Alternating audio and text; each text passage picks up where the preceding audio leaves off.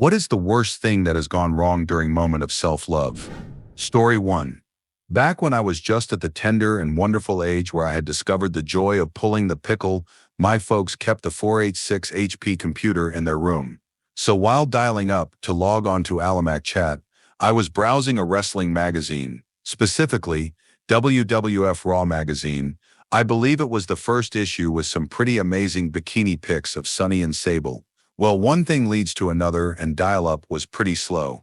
My parents' door didn't have a lock on it, but their bed was in the middle of the room, so on the floor I went, opposite side of the entrance where I would have all the privacy I needed to have a sunny experience. The door flung opened, and I jumped up, tucking in while pulling up. I knew my dad had seen my pants down, but thought I was so quick and seamless that I was only caught with my pants down and not with one hand on myself and the other in the hand holding magazine to my face on chest position. He asks why my pants are down. Not my shorts, mind you. Thinking quick, I came up with what I thought was a good answer. Well, I didn't, I replied. Was doing sit-ups waiting for dial-up and strained too hard and was checking to see if I crapped my pants. Waddled to the washroom to check and figure that was the end of it. The shock seemed to drain my wood, like a frightened retreating turtle for the many of you who asked about my stiffy, by the way. Thought I was pretty clever, except the whole yonking in on my parents' bedroom floor with no lock on the door in the middle of the day thing. I mean, I was out of breath and sweating, and it's not like I was caught in carrot peel position. Plus, I was in this teenage phase, in addition to constant polishing the rocket mode phase, that is, where I wore baggy boxer shorts with cartoon characters or stupid catchphrases on them. Boxer briefs were a few years away. Thought that was the end of it, but it wasn't. As I was back in my folks' room after dinner, waiting on dial-up again and probably thinking about going back out in the sun, I could hear my folks' conversation as they put away the dishes, heard my dad telling my mom later, poor Fred walked in on himself diddling and scared him so much he crapped his pants. Dad never mentioned it again. Of course, he was and is a funny guy. Hell, when I discovered his stash of very bad yet serviceable corn videos, I really hoped he wouldn't know that I knew, or else he'd get rid of them or lock them up or something. Kept that secret to myself. Glad my indiscreet self-loving could cause some laughs and get some smiles, and I am proud to announce that I have become master of my domain since then. Before we continue, do us a quick favor, smash that like button and subscribe to support our channel. Story 2. I was stretched out on my bed in my bedroom at my nan and granddad's house, which I usually stayed at over the weekend. I was banging one out and was close to reaching the top when I heard footsteps outside my door. I sat bolt upright, and the action caused my dong to slip back into my trousers. Unfortunately, the sitting up motion also pushed me past the point of no return, and I finished at the exact time my nan walked in and asked if I was ready for a lift home, eye contact and all. Edit. Woke up to 5,000 upvotes for me, maintaining eye contact with my nan, whilst letting the mayo loose, unbeknownst to her. For the sickos that asked, as far as I am aware, my nan was oblivious, and I generally hope that's true. However, as an adult, can't help but think she knew deep down. Rest in peace, Nan. We had our memories together, and this unfortunately was one of them. Story 3. A few years ago, I was looking for corn to watch on my phone, saw an ad that looked like something I'd be in, so I clicked it. Then my screen froze, so I clicked again and again and again. I was in the mood and getting frustrated.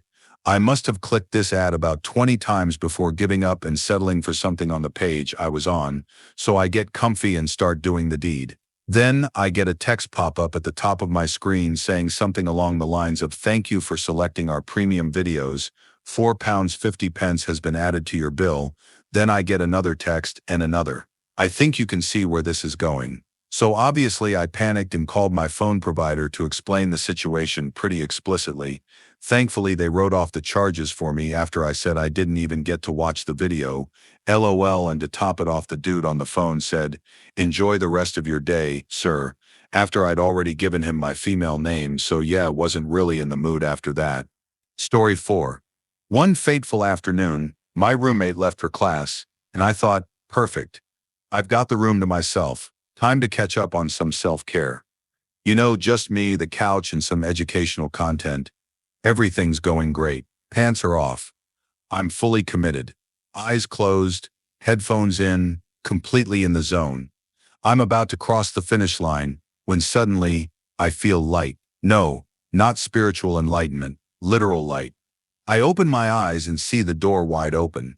My roommate is standing there in the doorway like he just walked in on a crime scene. We make eye contact. His soul visibly leaves his body.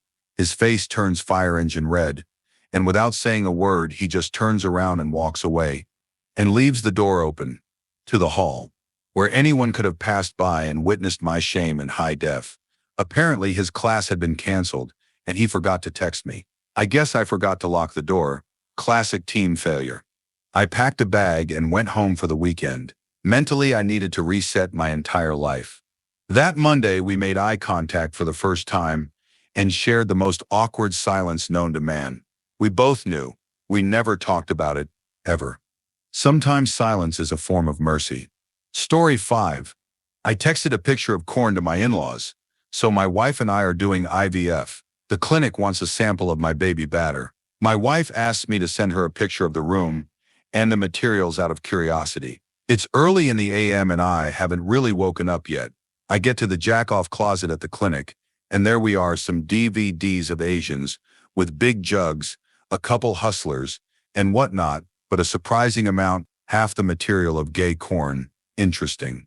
I take a picture of all the library materials and send it in a text. Start writing her name and it auto-populates to the most recent text with her name on it. Boom, and sent. A millisecond later I realize, bloody hell, that was sent to more than one person, and yes, it happens that I sent it to her mom, dad, brother, and his husband. For them, it's receiving a random text at 7 a.m. out of nowhere from me with picture of a good variety of corn content, quickly followed by, hell no, I'm never going to live this down. They're awesome in-laws and know about the IVF, and quickly put it together. Within seconds, I start getting responses from my mother-in-law excitedly encouraging me. She wants a grandbaby pretty bad, and my father-in-law making some awful pun joke that I can't remember. After all that, I still had to produce a sample of man gravy, knowing full well my wife and her entire family knows what I'm getting up to. Yep, never going to live that down. Ridiculous story to tell, so worth it. Story 6. So this one still haunts me. I was home alone, or so I thought, enjoying a little solo session on my iPad. You know, dim lighting, some light research, vibes were immaculate. I find a video, things are heating up, and then suddenly I hear moaning from the kitchen. At first I thought I was just really into it, but then I realized I was still connected to the Alexa speaker in the kitchen, on full volume. My heart stopped. I sprinted in there like my life depended on it, and the Alexa's just blasting adult audio across the house, like it's trying to set the mood for a haunted brothel. Worst part, my grandma had dropped by to return a casserole. She was standing by the front door completely still, face like she just walked in on a crime scene. As for me, I deleted my browser history, the video, possibly my soul. And seriously, why does that AirPlay button exist on corn sites? Who is out here thinking, you know what this needs? A home theater experience. Story 7. I was in my bedroom in the middle of the day doing something. Can't recall what, probably browsing for terrible music to feed my angst, or looking for some new MySpace layout that would slay the ladies. Regardless, I heard a buzzing coming from near my window. Let me preface this by explaining how terrified I am of wasps. I don't know why I have this ingrained fear, but I do. They scare the hell out of me. So I go to investigate the source of the noise, assuming it's a fly or mosquito trapped in the window curtains. Negative Ghost Rider. It's a red freaking wasp staring straight at me. I screamed like a little girl and immediately looked for something to arm myself with against the invasion. Weapon of choice? Video game magazine. I decide that I must destroy the evil missile to save my household. I give it the equivalent of a sack tap, and it falls lifeless into a shoe I had underneath the window. Victory! I had slain the airborne ant and saved my family from certain death, or so I thought. Fast forward 6 hours. It's late at night and I'm laying in bed. I'm an 18-year guy who's got too much time on his hands and access to the internet late at night. It's time to get one off. I load whatever video suited my fancy that night and started into a solid rhythm. 6 minutes in, I feel a little tickle near the happy sacs. I adjust because maybe the blanket is itchy. Right as I start to get back into the downstroke, I feel like I've been shot next to my sack. A horrible stinging and burning sensation engulfs the whole area. I flew off that bed like selfish rich man abandoning the Titanic. I look down at the package, and less than an inch from the Bojangles is a massive red welt. I whip the blanket off the bed, and sitting there shaking its stinger at me is the freaking Wasp. We exchange looks at each other, him waving his stinger at me, and me with dong pointed squarely at him, and we draw. I grab the shoe I thought he died in and began whipping the Wasp like he stole a loaf of bread in ancient Babylon. I'm swinging as hard as I can, and my dinger is making a perfect arch in symphony with my arm. I killed the little bastard and disposed of him in the toilet. Can't swim, can you, bish? Needless to say, after my last encounter with the bug, I finished myself off and applied ointment to the wound. All is well, no long-lasting damage from the proximity of the sting. Story 8. So I had this mild headache one day, not unbearable, just kind of lingering in the background like a passive-aggressive ghost. But I was also insanely in need to bust out a load, and in my infinite wisdom I thought, hey, how bad could it get? So I go for it. Business as usual. But as things escalate, so does the headache. It's like my brain is trying to send me a warning, and I'm just ignoring it like every bad decision in a horror movie. I keep going though, because I'm stubborn, committed, and honestly a little too far in to stop now. Then the moment arrives. And I swear to God, the second I finish, my skull feels like it explodes. Not in a wow that was mind-blowing way, in a did I just give myself a stroke kind of way. I dropped to the floor, clutching my head like I was about to have brain damage. For a solid 30 seconds, I genuinely thought, this is it, this is how I go. Found pants less and unconscious, cause of death, catastrophic climax. Thankfully, the pain subsided after a bit, and I lived to tell the tale, but I'll never forget that nut. Not because it was good, because it almost ended me. Story 9. Oh, I have a good little story for this thread. The first time I played with my little guy, I thought it would be a good idea to use shaving cream. I really had no idea what I was doing or how any of it really worked. Besides, it's supposed to feel really good if you rub your dong a lot. For some reason, shaving cream was the obvious lubricant of choice for this task. I sprayed a bunch on myself and went to town. It really didn't feel all that nice. In fact, it actually kind of burned a little, but I kept telling myself that I had to keep going for it to work. Well, it eventually did work, and after my first climax, all that burning I had been feeling before ecstasy caught up with me. My unit was on fire. The slightest touch of it to anything was absolute torture. I spent a solid hour in the bathroom trying to figure out how to act normal once I emerged from my chamber of sin. I ended up coming out of the bathroom walking like some cowboy that just rode his horse across the US 20 times in a week. I'm sure nobody noticed. Story 10. Alright, so I'm watching some Acorno, everything's going smoothly, I'm in the zone about to seal the deal, and then the camera pans down. And that's when I notice. The guy is wearing boots, just boots, no pants, going at it with Timberlands on. And my brain just completely short-circuited. Because earlier in the scene, dude was wearing jeans, and now I'm sitting there mid-stroke, trying to figure out like, wait, how did he get those jeans off without taking the boots off first? Did he Hulk rip them? Step through the leg holes like a cartoon character? Is this a deleted scene I missed? I couldn't let it go. I paused the video. I rewound. I was investigating.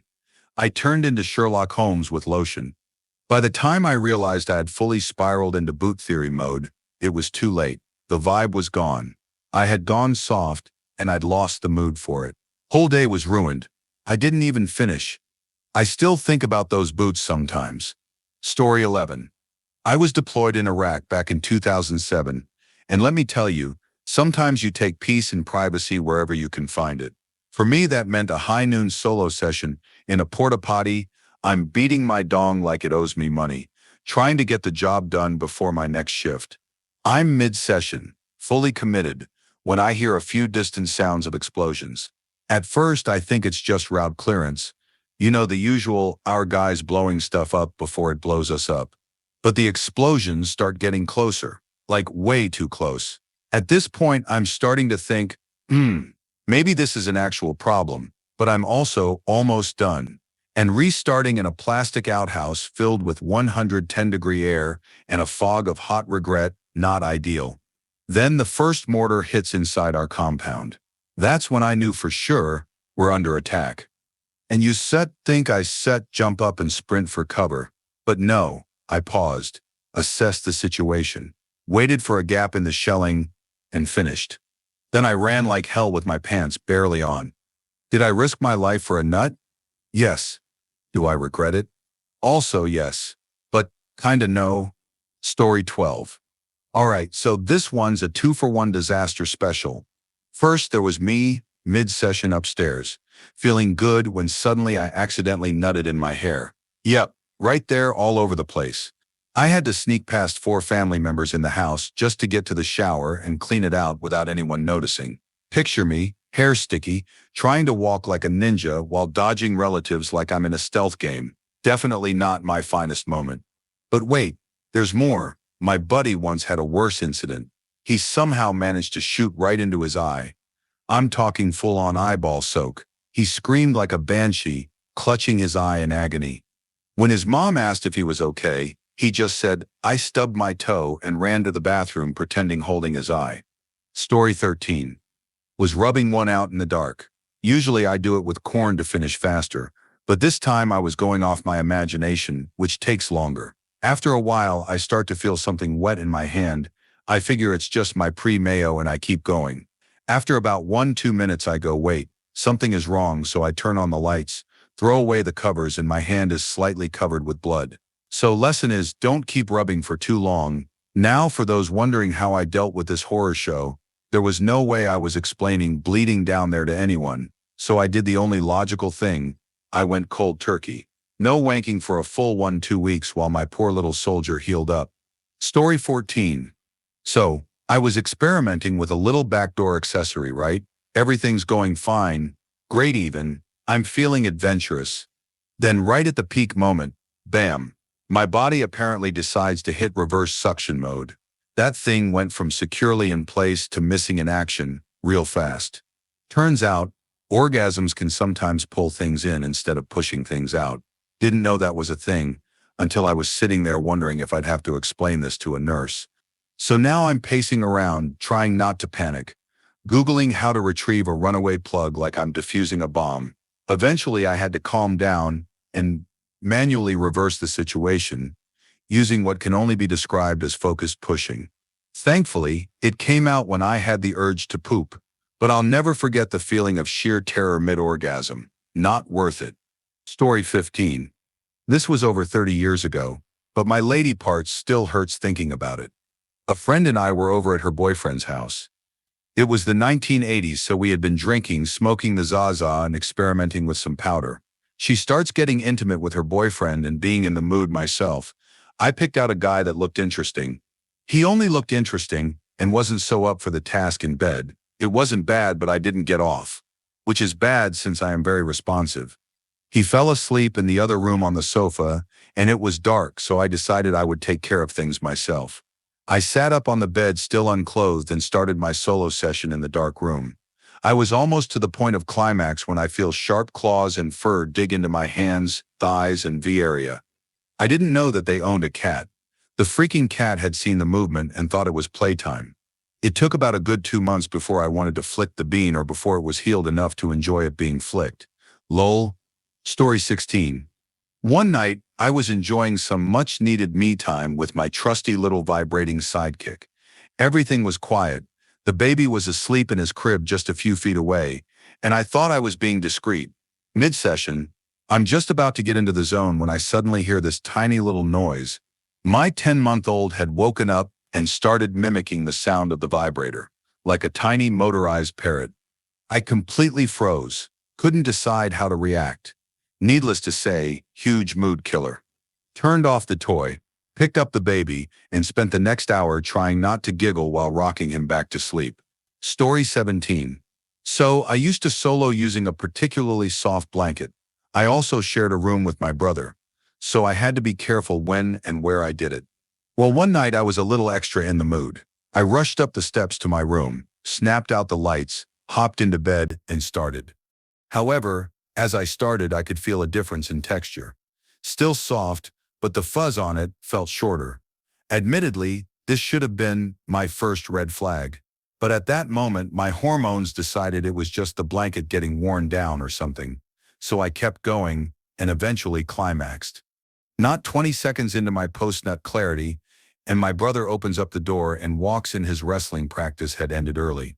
We have this really awkward interaction of saying hi to each other, and then my brother says, "Can I have my blanket back?"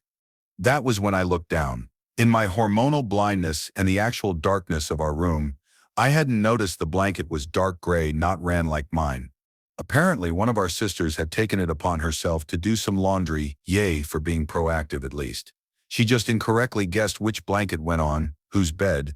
Thankfully, I made up a quick lie on the spot that I'd been sleeping for about 20 minutes and sweated through it. My brother hates bodily fluids, so he just asked I wash it in the morning. I washed it later that night. Story 18. I had to come back to this thread since I remembered something actually horrible that happened to me while I was tugging one out. So I'm on the toilet, giving it some, and think I could do with a bit of corn, only I'd left my phone in the living room on the table. No bother, I'd actually spotted that my smartwatch had a corn app installed. I scroll through a short list of videos and hit play, but nothing happens. So I carry on tugging away and forget about it. My girlfriend then comes running into the bathroom with a face like thunder and literally throws my phone at me, which is playing the video I'd opened from my watch, at full volume. So I get off the toilet, wash my hands, etc., and go back into the very quiet living room where the children, my girlfriend, her parents, and her auntie and uncle were sitting down. I hope they enjoyed the show. Story 19. Okay, so I was like 18 and was out of Jergens lotion and was desperately searching the bathroom for anything. Nothing in the medicine cabinet under the sink. Looking, found a container labeled bath gel. It was a bubble bath jelly type of thing. So I smelled it, smelled great, felt good, so I scooped out handful and got to work. Finished up, wiped down, went to bed. Woke up the next morning, showered and went to school. Had a slight twinge off and on, thought it was just normal boy itch, scratched and got through the day. When I arrived home, I'm itching like crazy, run into the bathroom and pulled my trousers down. Dong and sack were red and felt scaly. Like a shell had formed over everything the gel had touched. I spent the rest of the week peeling dead skin off my manly bits, pulling out newish hair along the way. It was awful, super painful, itchy, and so embarrassing. Never told anyone until now. Story 20. Since you didn't specify a personal story, I present you with this one that scarred me in my youth and which I have never forgotten. May it scar you too. One morning I was called to the emergency room by the head ER nurse. She directed me to a patient who had refused to describe his problem other than to say that he needed a doctor who took care of men's troubles. The patient, about 40, was pale, febrile, and obviously uncomfortable, and had little to say as he gingerly opened his trousers to expose a bit of angry red and black and blue sack. After I asked the nurse to leave us, the patient permitted me to remove his trousers, shorts, and 2 or 3 yards of foul-smelling stained gauze wrapped about his sack, which was swollen to twice the size of a grapefruit and extremely tender. A jagged zigzag laceration, oozing pus and blood, extended down the left sack. Amid the matted hair, I saw some half-buried dark linear objects and asked the patient what they were. Several days earlier, he replied, he had injured himself in the machine shop where he worked and had closed the laceration himself with a heavy-duty stapling gun. The dark objects were 1-inch staples of the type used in putting up wallboard. We x-rayed the patient's bits to locate the staples, admitted him to the hospital, and gave him tetanus antitoxin, broad-spectrum antibacterial therapy, and hexachlorophene sitz baths prior to surgery the next morning. The procedure consisted of exploration and debridement of the left side of the pouch. 8 rusty staples were retrieved, and the skin edges were trimmed and freshened. The left testis had been avulsed and was missing. The stump of the spermatic cord was recovered at the inguinal canal, debrided and the vessels ligated properly, though not much of a hematoma was present. Through and through Penrose drains were sutured loosely in sight, and the skin was loosely closed. Convalescence was uneventful, and before his release from the hospital less than a week later, The patient confided the rest of his story to me. An unmarried loner, he usually didn't leave the machine shop at lunchtime with his coworkers. Finding himself alone, he had begun the regular practice of tugging one out by holding his dong against the canvas drive belt of a large floor-based piece of running machinery. One day, as he approached the peak, he lost his concentration and leaned too close to the belt. When his family jewels suddenly became caught between the pulley wheel and the drive belt, he was thrown into the air and landed a few feet away.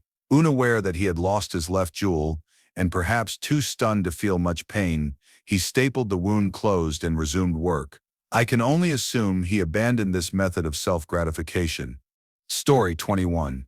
Wasn't actually choking the chicken, but me and my brother found a Corno VHS when no one else was home, so we obviously decided to throw it into the VCR in the living room. Now at this time we lived way out in the jungle in Hawaii, and so we only had a generator for electricity, and as we're watching the generator just dies out, and now the tape is stuck in the player, we took the VCR apart to see if could somehow get the tape out, but we couldn't. Finally, fearing getting caught, we tested into the generator and had to test open the carburetor and found out a little pin had worked its way loose from the float, got that out back together, and was able to successfully remove the tape and get hidden back in place, and learn a bit about small engine repair in the process. Story 22. My dorm roommate walked in on me. She was supposed to be at class but decided to skip. I whipped the blankets over in time, and she thought I was laying down for a nap. She proceeded to hop on her Xbox and play Skyrim. Out of surprise and sheer embarrassment, I left my quite large bad dragon toy in me for like 5 minutes. I realized I could have taken it out immediately, but I was new to flicking the bean and incredibly shy about it. My brain had shut down at that point. Story 23. I accidentally scratched the skin on my V area. Alone. Not a huge deal, a little discomfort, but I was on immunosuppressant medication which messed up my ability to fight off infection. In less than 24 hours, this scratch got so quickly and horribly infected, it ballooned to the size of a baseball. I had to go to the hospital and explain to the nurse who my husband went to school with what happened, and wherein lies the problem, which was so hard to do because I was crying so hard from the pain she couldn't understand me. It was horrifying. I had to have an emergency incision and drainage surgery, couldn't get it on Flick the Bean for over a month without pain, and the antibiotics they put me on for the infection ended up giving me acute renal failure. My kidneys were shutting down because I jacked off too hard. I spent 2 weeks in the hospital the first time, and another 2 weeks after I left the hospital because the medication they sent me home with made my kidneys shut down. TLDR tore skin which became infected, which then became abscess, which required emergency surgery and medication that caused kidneys to stop working and almost died. Story 24. Not me, but my old roommate. He was in his room and I personally could care less what he was up to. About 30 minutes later, I heard screaming and he's running out to the bathroom holding himself. Me being female and being in the medical field, he starts yelling for me to come help him and to tell him what to do. I asked through the door what the hell was even going on. He told me that he thought he grabbed the lotion on his nightstand but had actually grabbed the bottle of biofreeze that was right next to it. I died laughing for a good 45 minutes before I was able to tell him to wash really well in cold water. The same roommate before I moved in with him and my boyfriend had also accidentally used hand sanitizer, thinking he had grabbed baby oil. Story 25. Summer 1998. The 28.8 dial-up modem had finally managed to load pixelated melons from whitehouse.com. There I am, rubbing one out with a desperate intensity, about 2 seconds away from peeking into the tube sock I'd placed over my dong, when in walks my mom to tell me to get off the internet so she can make a phone call. She stopped mid-sentence, took in the scene for a second, then eyes brimming with horror and disappointment, backed out of the room and never spoke of it. Later that week, my dad came up to me and said, "Quit spitting you mayo into your socks. It makes weird stains, use hand lotion in the shower for Pete's sake," then turned and left. My finest hour. Story 26. Not myself, but a friend who gave me permission to share. It was sophomore year in college, and he's running one out at like 2 in the morning. Everything is great. He's listening to the video through his wireless Beats when suddenly it gets really quiet, like he can still hear it. But it's difficult, so he turns it up and keeps turning it up until it's back at the preferred volume level.